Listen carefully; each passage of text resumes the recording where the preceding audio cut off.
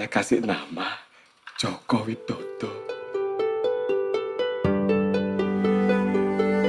Assalamualaikum warahmatullahi wabarakatuh. Halo semuanya, bagaimana kabar kalian? Semoga sehat-sehat terus ya. Pada video kali ini kita akan membahas alur cerita dari film Jokowi yang dirilis pada tahun 2013. Film ini menceritakan perjalanan hidup orang nomor satu di Indonesia saat ini, yakni Bapak Insinyur Haji Joko Widodo. Ini adalah cerita seorang anak tukang kayu bernama Joko Widodo yang tinggal dan hidup di rumah kecil pinggiran sungai.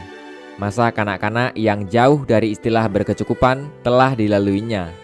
Namun, hal itu tidak menyurutkan semangat Jokowi untuk meneruskan pendidikannya ke jenjang yang lebih tinggi. Seperti apakah cerita lengkapnya? Baiklah, daripada penasaran, kita langsung mulai saja alur ceritanya. Surakarta, 1961.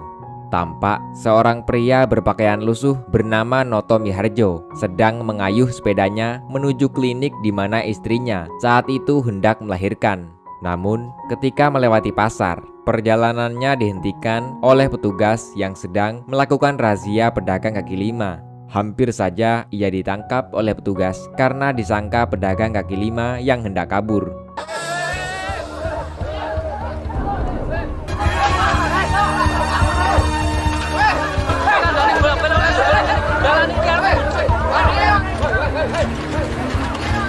Kamu mau kabur kemana kamu? Beruntung, salah satu petugas bernama Sapari kenal dengan Pak Noto, sehingga ia pun diizinkan untuk pergi. Dengan tergopoh-gopoh, akhirnya Pak Noto sampai di klinik. Ia kemudian masuk menjumpai istrinya, Sujiatmi, yang saat itu telah melahirkan dengan selamat. Pak Noto sangat bahagia melihat bayi yang dilahirkan adalah laki-laki. Ia kemudian memberi nama putranya dengan nama Joko Widodo. Malam harinya, ayah Sujiatmi yang bernama Wirorejo datang ke rumah untuk melihat cucu pertamanya. Tampak ia sangat bahagia melihat kelahiran cucunya itu. Saking bahagianya, piring mahal simpanan istrinya pun ia berikan kepada sang cucu. Pak Noto kemudian pulang dengan membawa piring-piring itu dan menunjukkannya kepada sang istri. Menyadari bahwa piring mahal itu adalah simpanan ibunya, Sujiatmi menyarankan kepada suaminya agar menyimpan saja piring-piring tersebut. Pak Noto pun menyetujuinya. Suatu hari, Dejarwo datang ke rumah untuk menagih uang kontrakan yang belum dibayar. Namun, saat itu Pak Noto belum memiliki uang. Padahal tempo lalu ia telah berjanji akan membayarnya pada hari itu. Sehingga hal ini membuat Dejarwo merasa kesal dan marah. Sujiatmi berusaha meredam kemarahan Dejarwo dengan berjanji akan membayarnya pada siang nanti. Sujiatmi kemudian menyuruh suaminya untuk menjual piring pemberian sang ayah. Uangnya akan mereka gunakan untuk membayar uang kontrakan. Namun sayang, sepeda yang ditumpangi Pak Noto jatuh dan membuat piring-piring itu pecah. Pak Noto tak kehabisan akal. Ia kemudian mendatangi sebuah toko yang menjual barang-barang antik. Satu-satunya jam tangan warisan dari sang ayah rencananya akan ia gadai di toko itu. Setelah melakukan tawar-menawar, akhirnya jam tangan tersebut dibeli seharga Rp1.650. Jumlah tersebut tentu masih kurang bila digunakan untuk melunasi biaya kontrakan, karena yang ia butuhkan kurang lebih Rp5.000. Namun, ia tidak punya pilihan lain. Uang tersebut kemudian segera ia bayarkan kepada Dejarwo, sementara kekurangannya akan segera ia lunasi. Sayangnya, Dejarwo menolak. Rumah kontrakan itu justru akan ia berikan kepada orang lain, sehingga Pak Noto bersama istri dan anaknya terpaksa angkat kaki dari rumah tersebut. Di tengah perjalanan, mereka kehujanan dan kemudian berteduh di sebuah warung soto. Ketika sedang menyantap soto, mereka justru dihardik oleh pemilik warung karena gerobak yang mereka bawa menghalangi tempat duduk di sana. Pak Noto pun meminta maaf. Bersamaan dengan itu, seorang pria datang menawarkan tempat tinggal pada Pak Noto karena iba melihat bayinya kedinginan. Tawaran itu dengan senang hati ia terima. Pada tahun 1965, Joko Widodo sudah tumbuh menjadi anak yang menurut. Ia diajarkan banyak hal tentang makna hidup dari sang kakek. Dengan menggunakan media wayang, sang kakek menceritakan kisah para ksatria hebat di zaman dulu. Sang kakek mengatakan bahwa untuk menjadi orang hebat itu tidak perlu berpenampilan mewah, namun cukup berpenampilan sederhana dengan hati yang bersih dan jujur. Pada bulan Oktober 1965, pasca peristiwa G30 SPKI meletus, para tentara melakukan pembersihan orang-orang PKI di seluruh Indonesia, termasuk di wilayah Jokowi tinggal.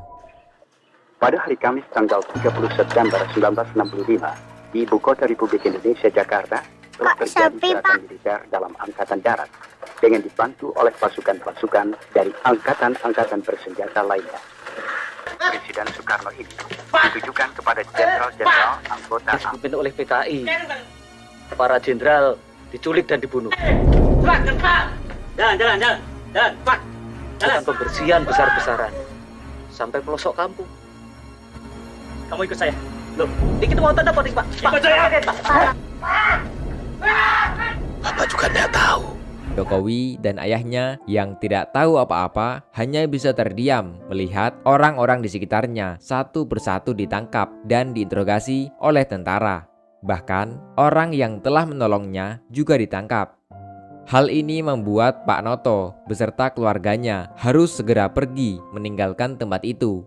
Sang ayah yang tak terima kemudian menyuruh Pak Noto dan keluarganya agar tinggal di rumahnya saja. Namun Pak Noto menolak dengan alasan ia masih mampu bertanggung jawab mencarikan tempat tinggal yang lebih layak untuk keluarganya sendiri.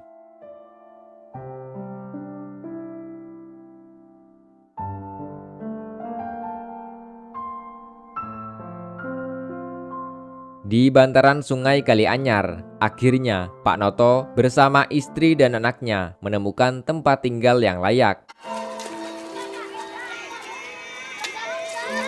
Kalau perlu apa-apa, ojo sungkan-sungkan, nggih. Nggih, Bu Arjo. Matur nuwun lho, Bu. Joko jadi punya teman di sini. Iya. Pada tahun 1973, Jokowi tumbuh menjadi anak yang cerdas dan soleh. Tak hanya itu, kejujuran yang diajarkan oleh sang ayah juga melekat kuat di dalam pribadi seorang Joko Widodo. Suatu hari, di sebuah TPA, Jokowi tanpa sengaja melihat aksi teman-temannya yang membolos. Teman-temannya itu memberi isyarat agar Jokowi diam dan tak melaporkannya kepada Pak Ustadz. Ketika dalam perjalanan pulang, Jokowi dihadang oleh 3 bocah yang tadi membolos. Si bocah gendut lalu memberikan uang kepada Jokowi dan memintanya agar tidak mengadukan aksi bolosnya kepada Pak Ustadz. Namun Jokowi menolak uang tersebut karena ia diajarkan oleh ayahnya agar jangan pernah menerima uang suap dari siapapun. Si bocah gendut itu terus merayu Jokowi agar mau menerima uang pemberiannya. Namun Jokowi tetap menolak karena kesal tawarannya selalu ditolak. Si bocah gendut itu kemudian memukul Jokowi dan terjadilah perkelahian. Apa itu? Jangan bilang ke Pak Ustadz kalau kami kabur. Kurang. Maaf, tapi aku tetap tidak bisa menerima. Miskin sombong. Bapak ndak pengen punya anak jagoan, Le. Ndak pengen. Bapak cuma pengen punya anak yang migunani bagi orang banyak, Le. Punya martabat. Dan lebih baik dari bapakmu ini. Bapak yang salah. Karena ndak becus didik anak.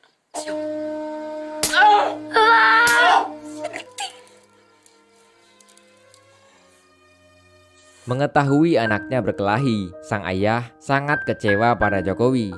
Ia merasa telah gagal dalam mendidik anaknya.